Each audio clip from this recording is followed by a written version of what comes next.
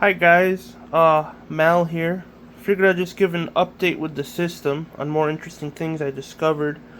Um, so this bulb right now is lit from just the output of my receiver coils. This bulb is lit just from the output of the receiver coils. Um, as you see, the system is on, consuming 6 watts, 36 watts, and I feel heat coming from that. And this is the interesting thing. All I did was add a full bridge rectifier circuit between the bottom high voltage side uh, of this receiver coil, and you can see that sparking there. I'm gonna try and zoom in on that. I'm doing a lot more experiments with the system to try and really perfect it.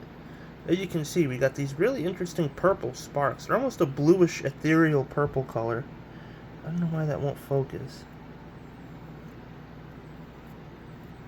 So, this is what's interesting though.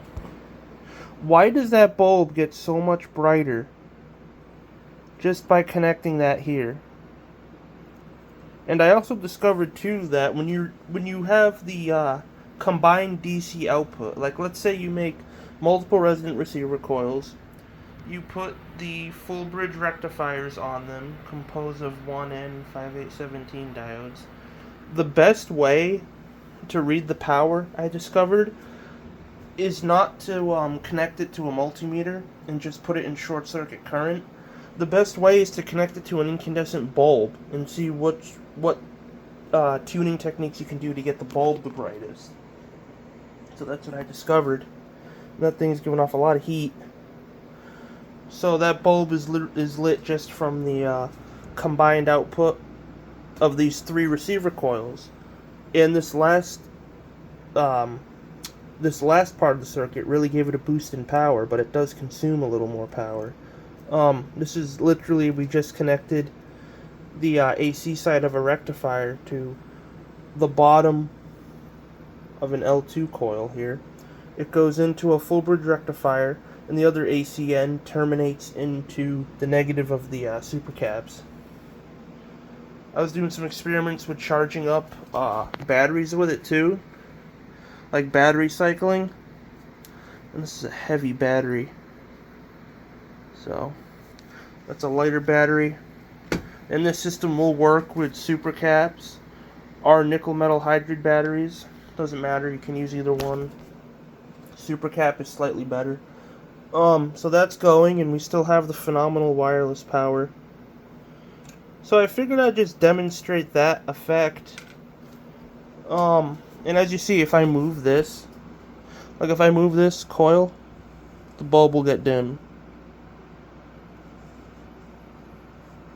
And now it's getting brighter. There's like a sweet spot with it. But it will consume a little bit more power.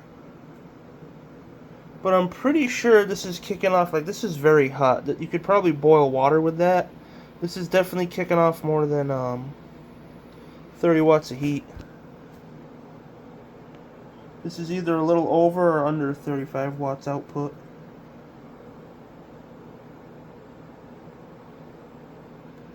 And this is just a empty coil sitting there that I was doing experiments with.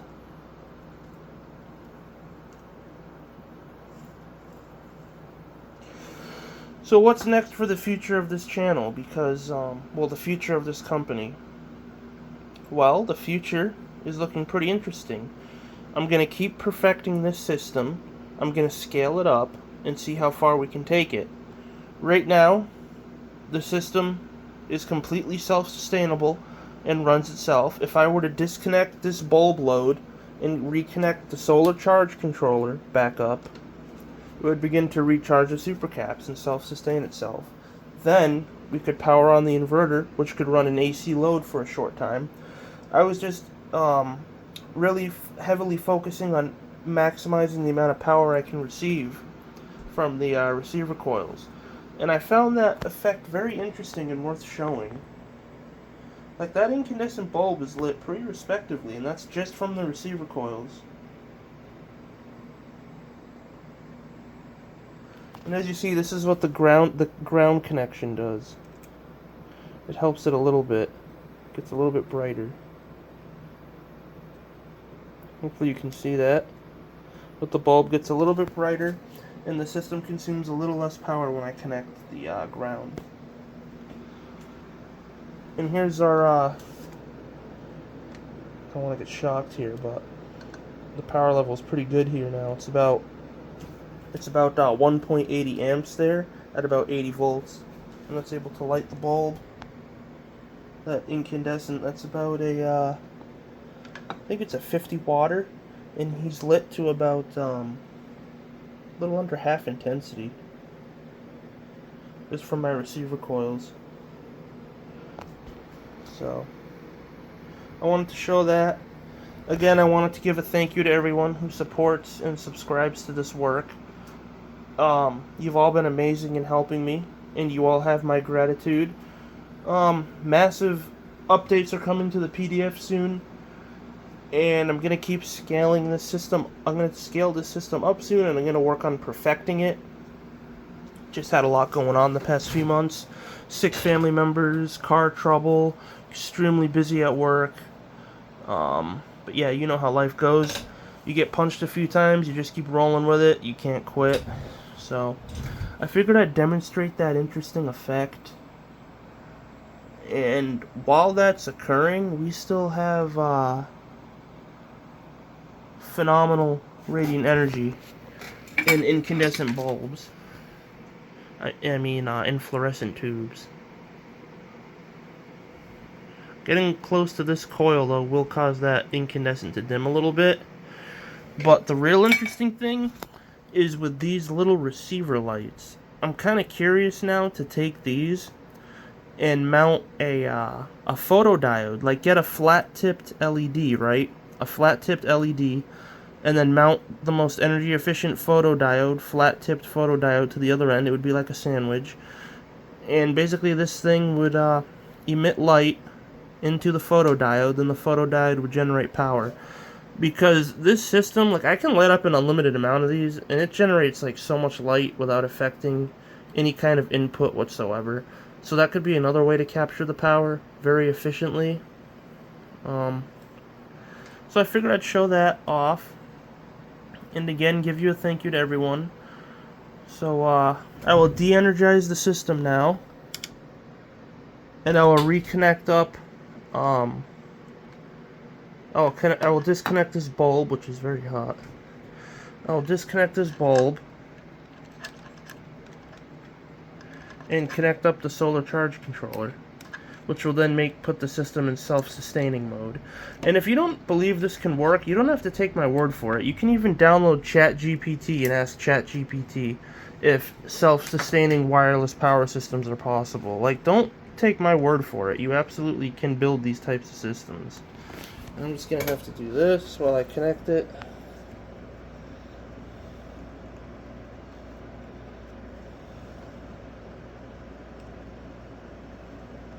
Okay, so we are connected now.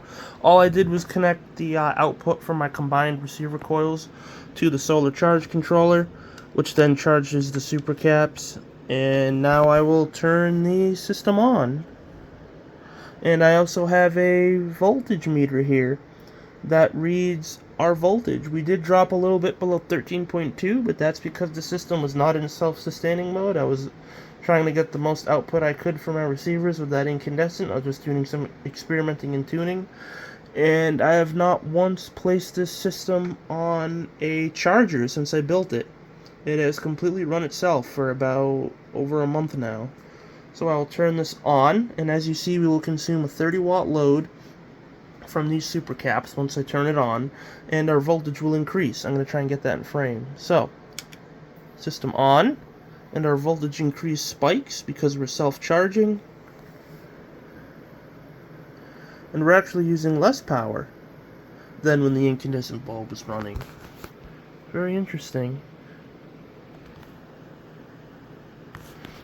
So as you see, we're actually exceeded the 13.2 mark now with the addition of that extra coil.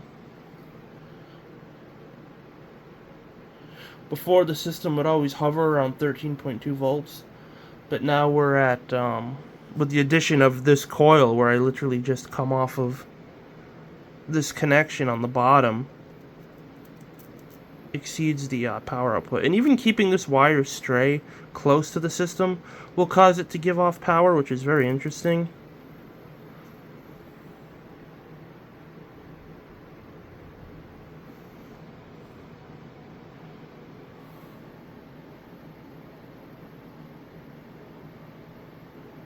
So we're on. I can now connect this. So in case anyone's wondering, you can't really run a 30-watt load while simultaneously charging your input and having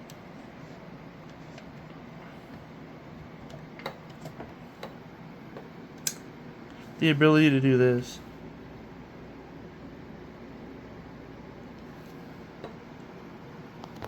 And we're drawing 33 watts there. 29 watts on the input to the transmitter. And if you run the correct load here, you can run the correct load here and still not drain the system, which is probably about 5 or 10 watts. Like if you put a 5 or 10 watt LED there, you'd be good. So, and when the system is in resonance, it almost makes like a type of humming sound. Right now the resonance really seems to be at 71 volts. Not sure if you can hear that slight buzzing. So that's that. System is happy. It's going pretty good. And we still have the phenomenal wireless power effect. I can turn this on. That's on, no problem. I'll stand up. We still have all the phenomenal wireless power effects. You can even touch this to the most random things and it will light up. Well, it used to. The power's hiding somewhere. Probably over here. Yes, it is. It is very bright here. Very odd. Loves large metal bodies. Rearranged my room a little bit. Got some more shit, so it's more convenient just having the table here.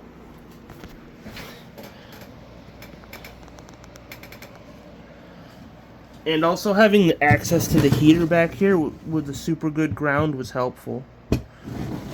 So I have a very good ground to my heater where this wire goes. And the ground, this thing just sucks radiant energy out of the ground. So, figured I'd show that. We're running a heavy incandescent bulb here. 33 watts on the output. 29 watts on the input. The addition of that coil, for some reason, really added a boost in power. I'll shut it off. And as you see, we are past the 13.2 mark. So yeah, breakthroughs keep occurring within the system. And I thank everyone who supports this work. It's getting exciting. We're in this for the long term. I'll never stop doing this research. It's very interesting. I started a company doing all this, and I want to get into a lot of other things too. I'm going to perfect this, scale it up, and I found even more efficient diodes and capacitors to use that will be updated soon. I believe it's the SB100. I have to check my notes. I'm not sure. But, yeah, a lot of things for the future planned. Getting very interesting. I want to get into crystal power cells, too. Advanced ones. Like people, not the ones people used to mess with a while ago. Like Laser Saber started it all. I want to replicate some of his work too, like some of his advanced jewel ringer circuits. But I'm really interested in perfecting this system, scaling it up, and using the utmost efficient components you can get known to man. And I also want to make some crystal power cells that are like the new version. I'm thinking of a type of cell, like using ChatGPT, we can really perfect the design. I'm thinking of crystal power cells that can convert distilled water into electricity. So what we would do is it's It's just a copper pipe, and in the center is a magnesium rod, and the electrolyte is a type of crystalline salt like alum, Epsom salt, and you mix a little bit of graphite in there so it's more conductive. And you basically just add a few drops of water to it, and the device splits the oxygen and hydrogen from the water and generates power. So I'm interested in that. That's technically a true free energy device, which is just it's just generating power by splitting the hydrogen and oxygen from the water. So I'm interested in doing that, and I believe I can coat the magnesium in something to completely prevent corrosion, because with the old school crystal power cells, they would last a very long time and generate power as long as you added a few drops of water to them. But the problem was people would experience corrosion after like 4 or 5 years of having them. But I think I could completely eliminate the corrosion with support from the community, their ideas, along with support from ChatGPT. And this is all open source research.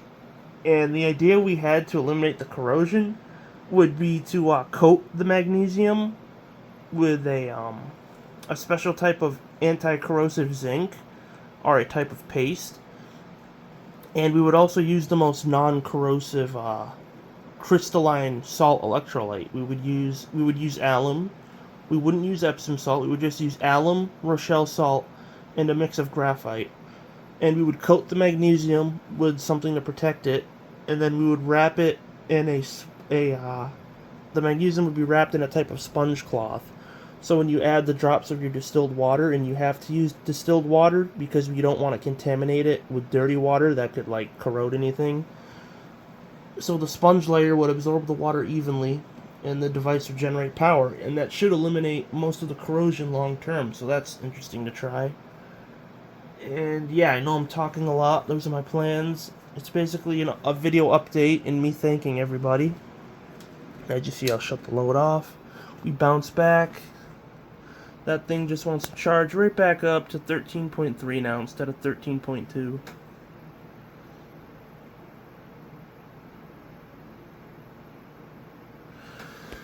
So yeah, that's the update. The whole system's getting exciting, into a lot of different research. And again, thank you everyone. I demonstrated the cool effects. And I hope you all take care, and feel free to like, subscribe. And this is real research. We've become a growing community, and it's getting very interesting.